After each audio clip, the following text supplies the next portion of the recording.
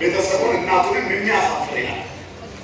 ልጆች ይቀጣሉ እስኪታመሙ እስኪታመኑ ሳይሆን እስኪታመኑ ድረስ ብቻ ነው። እኛም እንቀጣለን፣ አንዳንዴ ራሳችንንም እንቀጣለን። ስናጠፋ የጥፋተኝነት ስሜት ሲሰማን በጣም እንጸጸታለን። ስንጸጸት ራሳችንን እንቀጣዋለን፣ እንገስጸዋለን፣ ስጋችንን እንቆጠዋለን፣ ስሜታዊነታችንን እንዘልፈዋለን፣ እንተቸዋለን። ምን አይነት ሰው ሆኖ እንዲሆን ትንላለን? ምን ነክቶኝ ነው እንዲህ አይነት ነገር ውስጥ የወደቁት?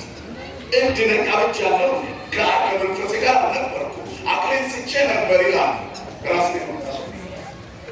ባልተፈጠሩ ብለን የዘፍትበት ጊዜ አለ። ራስ መቅጣት ይራስ ምድር ላይ ለመኖር እኔ አስፈላጊ ሰው አይደለሁም ብሎ እስከ ማሰብ ነው። እኛ ብንልም ባንልም ግን እግዚአብሔር አቁመናል። ስሙ የተመሰገነ ይሁን። ስለዚህ ሰዎች መነሻቸው እግዚአብሔር ከሆነ ወደንም ጠሉ መጨረሻቸው ሲሆኑ ማወቅ አለባቸው። የዓላማቸው ግን ጽድቅ ነው በሃይማኖት ለሚኖሩ ሰዎች። ስለዚህ ራሳቸውን መቅጣት መለኮት ያስፈልጋቸዋል ማለት ነው።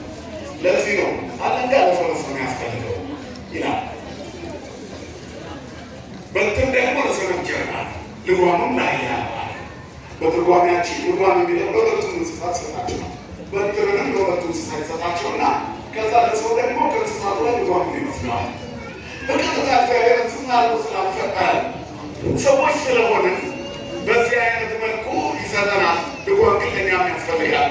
ኢትኩኑ ከመ ፈረሰ በቅል፣ እንደ ፈረስ ወይም እንደ በቅሎ አትሁኑ፣ እንዳልሆኑ ልብ እንደሌላችሁ አትሁኑ እንደ እንስሳት ይላል። እንደ ፈረስ አትሁኑ ማለት ልጓም ሳይኖራቸው እንደ ዝም ብለው እንዲሁ እንደሚፈረጥጡ አትሁኑ። ፍሬን የበጠሰ መኪና አትሁኑ። ክርስቲያን አርቆ አስተዋይ ነው።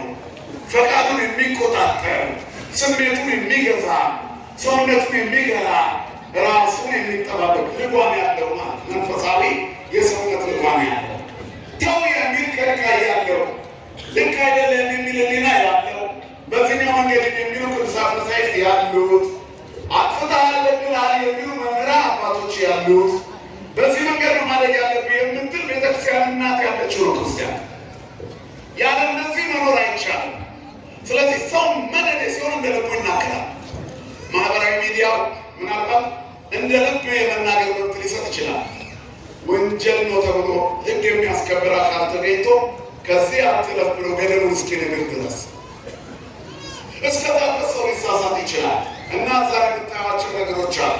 ሰዎች ከሰው ጋር ያላቸው ጉዳይ በትክክል እንኳ ሳይጨርሱ ከእግዚአብሔር ጋር ሙግትና ዘር የጀመሩ ሰዎች አሉ። በስጋ ለመታወቅ በመንፈስ የሚረክሱ፣ በስጋ ስንት ዓመት እንደሚኖሩ ሳያውቁ ነፍሳቸውን ወደ ገሃነም የሚከት ስራ ሰርተው አይ ለመፈመስ ፈልጌ ነው እንጂ ከልቤ አይደለም የሚሉ ሰዎች አጋጥሟቸዋል። እነዚህ ልጓማቸው የተበጠሰ ወይም ፍሬን የሌላቸው የዘመኑ መኪኖች ናቸው ማለት ነው። እግዚአብሔር በልጓማችን እንድንቀጣ እንድንገራ ሁላችንን ይርዳል። ስለዚህ ሰው